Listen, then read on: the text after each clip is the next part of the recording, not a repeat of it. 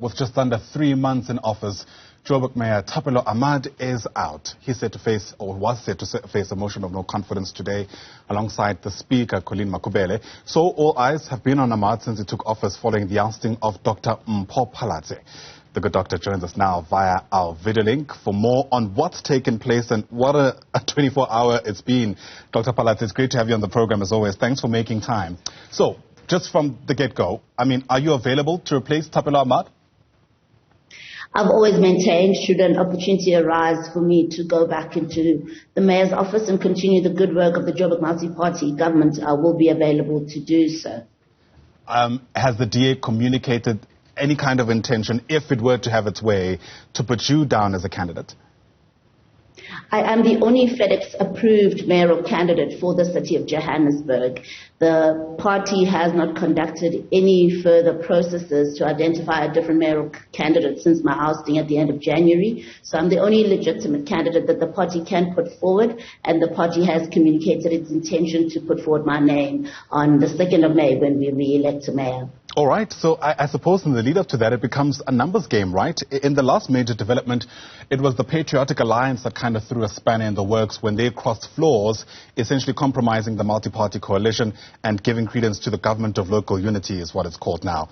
What is the DA's attitude towards working with the Patriotic Alliance, again, if you find that that is the key ultimately that's going to unlock your re-election? The DA has raised concerns, and rightly so.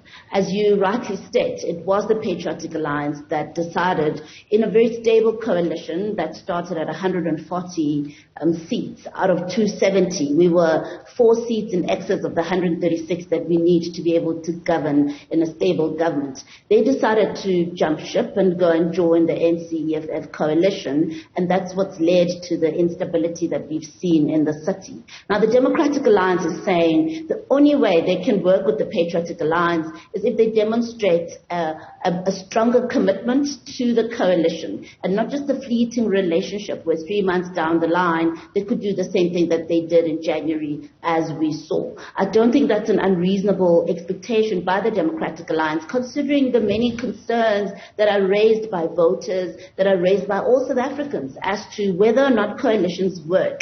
We need to embark on a strategy that's going to stabilize our governments in coalition. We cannot run away from where we are. Our voters are splitting the vote more and more, and we're seeing the rise of more and more coalition governments across the country. And it's looking as though in 2024 we will have a coalition government at national level, and in some provinces, for instance, Gauteng will definitely be governed in a coalition. Now we need to start doing things right now. We need to perfect the model now. And we've identified this flip-flopping of the Patriotic Alliance as a huge concern for stability.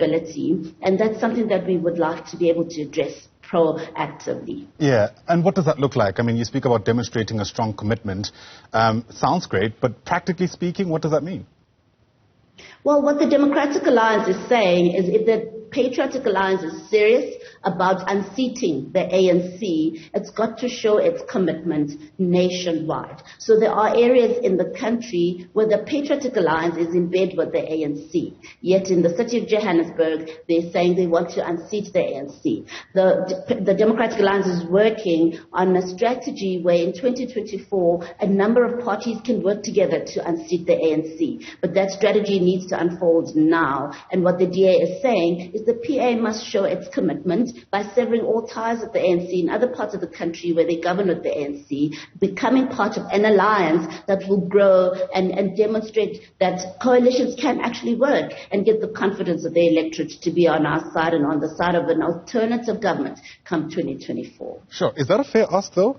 To ask the Patriotic Alliance essentially to sever ties with the party where, let's face it, they may actually have coalitions that work to their benefit in other metros. For the sake of Johannesburg, some people might say that's doomed to fail before it even starts. It's a choice that the Patriotic Alliance needs to make. Do they want instability to ensue, or do they want to choose stability? And that's really a choice that they need to make. And that choice, unfortunately, is going to also speak to their voters as to whether they can back the Patriotic Alliance in the 2024 election. Is it fair? Yes, absolutely, it is fair. We've seen it work in some instances where a firm commitment is shown, and you know without a shadow of doubt that these are the parties that we are aligned with, and that we can always work with these parties. We'll stick together whether in government or in opposition, and we can grow together. And that's what South Africa needs, and that's what Johannesburg needs. Yeah, it takes two parties, though, to reach an agreement. The other option is that the DA could perhaps revive this condition. Well, what condition would the DA need to change? Well, around the condition for working with the Patriotic Alliance. Look, I understand the skepticism, for lack of a better term, around going back to work with the Patriotic Alliance. You know, that saying around once bitten, twice shy. But in a context where, let's face it, there aren't really many options, setting the bar as high as expecting the Patriotic Alliance to sever all ties with the ANC elsewhere for the sake of Johannesburg, like I mentioned before, may seem like a bit of a tall ask. It's not for the sake of Johannesburg. It's for the sake of South Africa. And Johannesburg would be a test case of whether or not we can decide once and for all to invest in stable governments. It's not a reasonable ask to ask the Democratic Alliance to go back on its intention to invest in stability. We are not happy with this on-again, off-again approach that only leads to instability and a disruption in service delivery that ultimately affects our residents. And that is not the type of government we want to take into the 2024 election. We've got to be able to sell something that works. And the only way to do so is to demonstrate now in Johannesburg that we can have partners who are committed to a partnership, who are not in this relationship in a fleeting manner, but that will stay the cause and grow with us as the opposition currently towards becoming a credible alternative government in 2024. Yeah. What's your response to, well, let me start this way. Say the Patriotic Alliance doesn't agree to that condition, right? Which means essentially the multi-party coalition, again, won't have the numbers, and that paves the way for what the DA has described as this doomsday coalition between the ANC and EFF. I mean, what's your response to other parties who suggest that if that does happen, the DA is as culpable by not, again, creating a different condition under which you could work with the Patriotic Alliance? As I said, the DA could accede to the demand by other parties that they must just go along with this. But there are no guarantees that this is going to work. Who then will be culpable 3 months down the line when the PA again decides to jump ship and go back to the ANC-EFF coalition because they've been given an even better offer? There's always going to be a better offer. And currently there's just no guarantee that the PA is not going to do what they did in January. It's not unreasonable for the Democratic Alliance to ask that we have that kind of guarantee up front. Sure. All right.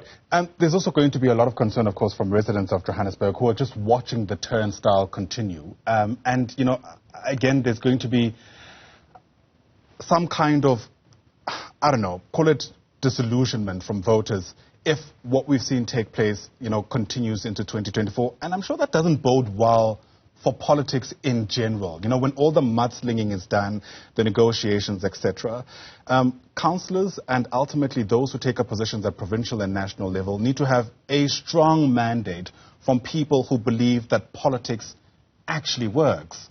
None of what's taken place in the last couple of months actually points to that.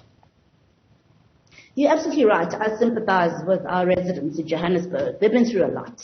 You'll recall that in the last term, we had 4 executive mayors. We're now going to vote in the 3rd mayor in this term, only 18 months down the line. We still have the rest of the term, a 5-year term to go. This is not the type of government that our residents deserve. And yes, I would like us to stabilize this government. All the more reason why the DA's condition needs to be looked at with a reasonable and a sober mind. That all the DA is saying is that this instability is not working. It's not working for our residents, it's not working for service delivery, it's not working for what we're trying to create create, which is this idea that coalitions in South Africa can work. The only way coalitions are going to work is if we're not double-minded as political parties. We need to pick a side and we need to stick with that side, and we need to grow with that side and allow the electorate to see the side growing and to choose this bloc. That is what's going to work for stability and ultimately for our voters and for our residents. And I believe that our residents want that too, because they're the ones suffering at the hand of this instability. Absolutely. And, you know, getting a coalition agreement in place is one thing. Keeping that coalition agreement in place is another. I'm sure I don't need to tell you that.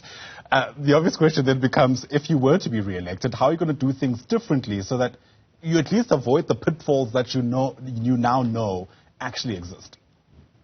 There is work underway to review the coalition agreement, to look at how we can make it stronger. In the Joburg caucus, as an example, we've just conducted a survey. The deadline was yesterday for submission. We'll be looking at the data. And one of the questions we asked was, if you were to add something to the coalition agreement, what would that be? And we would, of course, draw from our experiences, having led in a coalition for 13 months. We had certain challenges that we felt the coalition agreement was silent on. And we've got to use those learnings to reinforce the agreement for future governments, and that exercise is underway.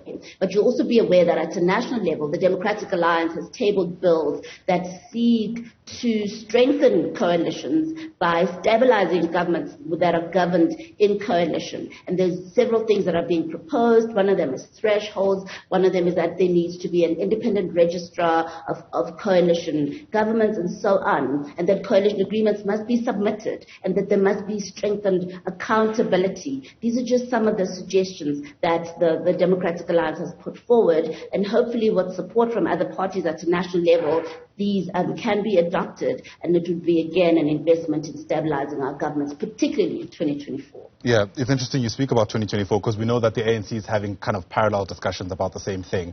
Part of what they've suggested is that if we do find ourselves in the inevitable situation where there is a coalition arrangement that needs to take place, the party with the majority of votes, or the party with the most number of votes, is the one that needs to decide ultimately who takes up a position like the mayor's position. Is that something that the DA would entertain?